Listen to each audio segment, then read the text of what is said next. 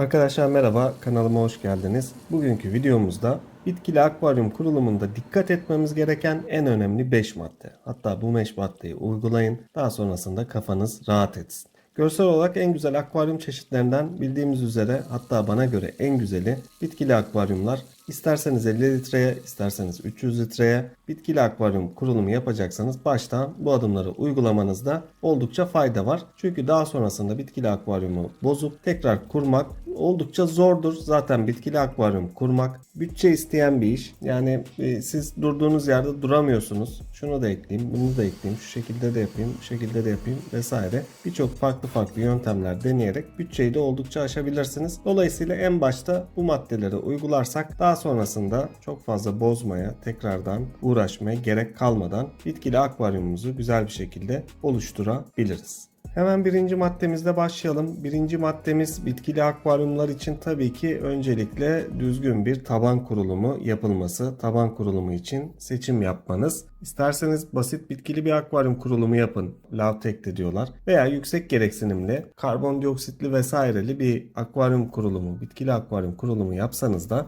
en önemli maddelerden bir tanesi düzgün bir taban kurulumu tabii ki. Bunun için yaptığım araştırma ve denemeler sonucunda en mantıklı ve doğru sonucu bana göre şu şekilde aldım diyebilirim. En başta tabana yaklaşık 1 santimetrelik bir bahçe toprağı koyabilirsiniz. Veya aktif topraklar var, hazır halde satılıyorlar. Bunlar pet shoplarda. Bunlar biraz maliyetli olabiliyor. O yüzden ben dedim ki bahçe toprağı vesaire şeklinde koyabilirsiniz. Ama bulunduğunuz ortamda kimyasal atık karışmamış, güvendiğiniz temiz bir dere varsa oradan da bir miktar çamur olarak güzelce süzüp akvaryumunuza ekleme yapabilirsiniz. Bunun haricinde hazır satılan solucan gübreli bazı karışımlar var. Bunlardan da koyabilirsiniz. Yaklaşık olarak en alta 1 santimetre kalınlığında bir bahçe toprağı koyun. Daha sonrasında bir üst katmana bitkilerin güzelce kök tutması için 2 santim kalınlığında gözenekli lav taşı ve akvaryuma berraklık katması için çok az, yani çok fazla değil. Çünkü fazla koyduğunuzda bu bazen bitkilerde kahverengi yosunla neden olabiliyor. Diatomitli kokusuz kedi kumu koymanızı tavsiye ediyorum. Şu anda piyasada sanırım biraz bulmak zor. Ben zamanında daha öncesinde almıştım bununla alakalı. Kokusuz olacak muhakkak. İçerisine parfüm olmayacak. Diatomitli kedi kumu koyabilirsiniz. Bunun bir üstüne de yaklaşık 2 santim kadar, yaklaşık 3-3,5 mm kalınlığındaki pH etkisi olmayan normal siyah veya farklı renk zevkinize göre, ki ben genelde siyah tercih ediyorum. Balıkların ve bitkilerin rengini biraz daha güzel gösterebiliyor ama kırmızı ya da kahverengi şeklinde de güzel kumlar var. Bunlardan koyulabilir. Ve en üstte de 8 santimetreye denk getirecek şekilde bir farklı dere kumu vesaire kum koyulabilir. Kısacası en az 8 santimetrelik bir kum kalınlığı oluşturmamızda fayda var bitkilerin güzelce kök tutması için. Geldik ikincisine, ışıklandırma.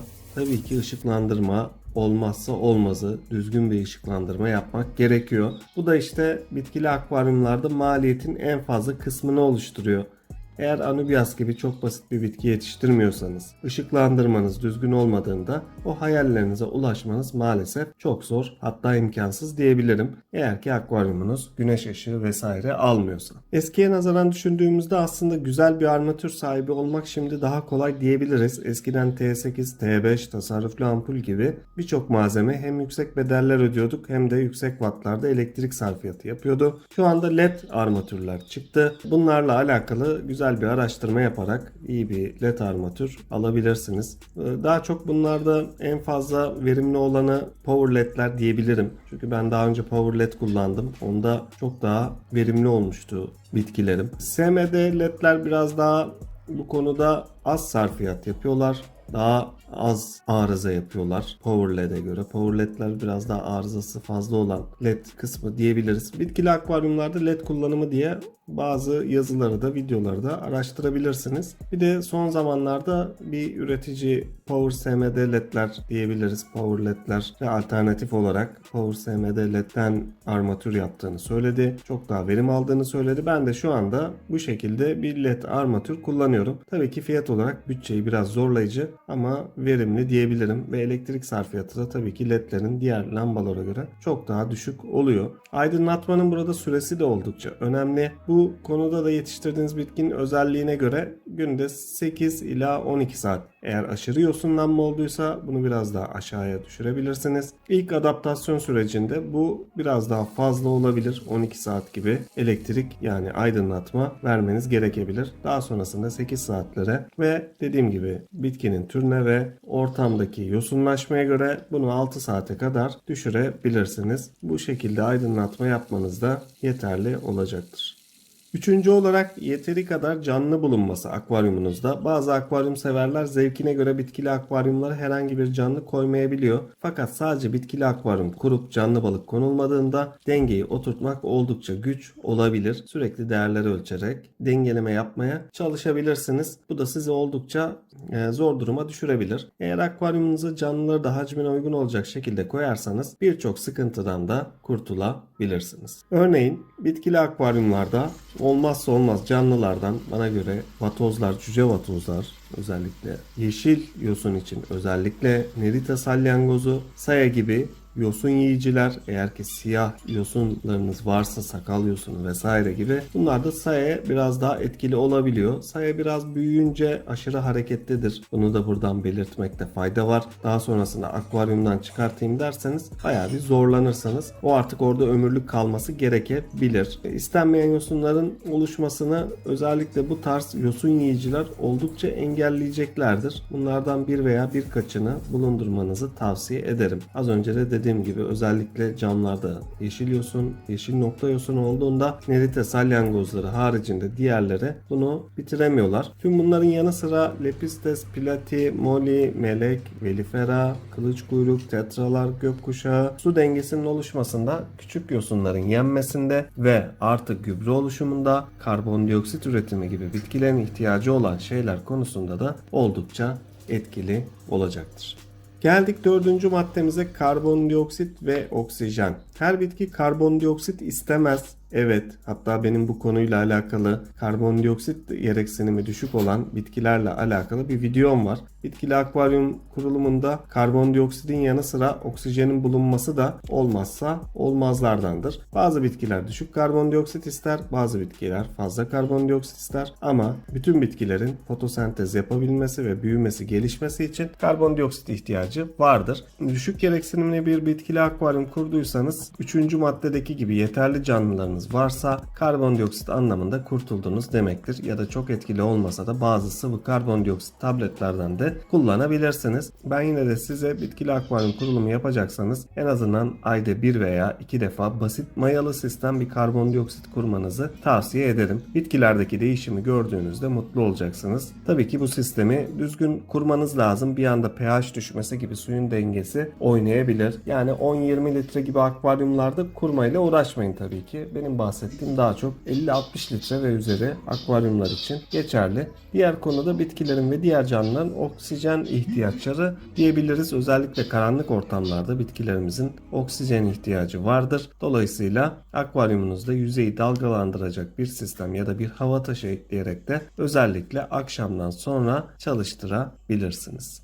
Geldik 5. maddeye. 5. maddemiz gübreler ve su değişimleri. Yani gübrelerle su değişimleri niye aynı yere aldım? Çünkü suyun içerisinde aslında birçok gübre dediğimiz malzeme de bulunuyor. Gübreden kastım şu: bitkilerin ihtiyacı olan makro ve mikro besinler aslında bunlar. Makro besinler bitkilerin daha fazla ihtiyaç duyduğu oksijen, karbon, potasyum, magnezyum, hidrojen, kalsiyum vesaire bunlardır. Bazı mikro besinlere de ihtiyaçları bulunur. Bunlarda demir, çinko vesaire gibi besinleri bu grupta sayabiliriz. Bunlar için özel üretilen sıvı gübreler de mevcut. Misket gübreler de mevcut. Dilerseniz bunları kullanabilirsiniz. Ama daha çok sıvı gübreler son zamanlarda tercih edilebiliyor. Misket gübrelerden ziyade bunları daha kolay bitki kendisi alarak fotosentez yapabiliyor. Veyahut da bunlarla hiç uğraşmadan haftalık %10 veya %20 su değişimi yaptığınızda da aslında bitkiler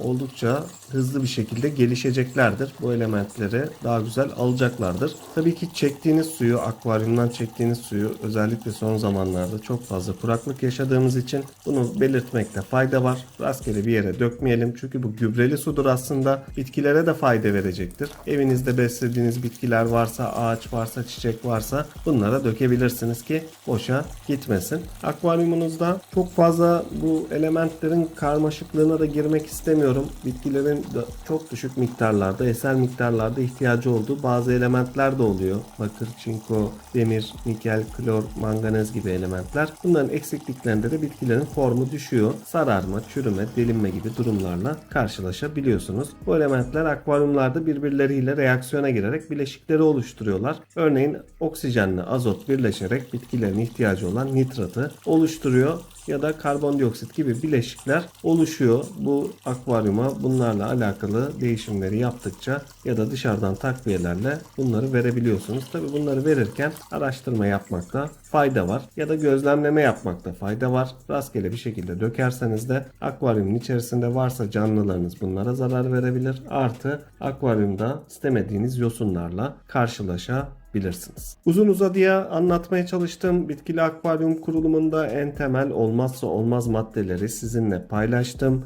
Evet, bitkili akvaryum seyir zevki mükemmel olunca biraz bütçeyi de yoran akvaryumlardan. Ama bunun haricinde bir de Volstadt yöntemi diye bir yöntem var. Ne filtrasyon kullanıyorlar, ne su değişimi yapıyorlar. Hiçbir şekilde dışarıdan çok fazla müdahale etmeden, bütçeyi de yormadan tamamen doğal bir şekilde akvaryumda bitki yetiştirme olayı Volstadt yöntemi diye bir yöntem var. Bunu da araştırabilirsiniz. Onunla alakalı da belki ileride ben de yaparım. Aslında hayallerimden bir tanesi. Çünkü çok fazla filtrasyon şu bu kullandığınızda tabii ki hem bütçe olarak hem kafa olarak yorulmaya başlayabiliyorsunuz. Ama dışarıdan bu şekilde profesyonel olmasanız bile bu 5 maddeyi bir arada dengeli uyguladığınızda bitkileriniz daha sağlıklı ilerlersiniz. Uğraşamam derseniz de en azından birinci maddeyi yani taban kurulumu seçimini sıkı tutun. Çünkü eninde sonunda bitkili akvaryum sevdası tekrar geri geliyor ve taban kurulumunu sonradan değiştirmek gerçekten çok zor. Diğer videolarda görüşmek dileğiyle. Hepiniz hoşça kalın, sağlıkla kalın.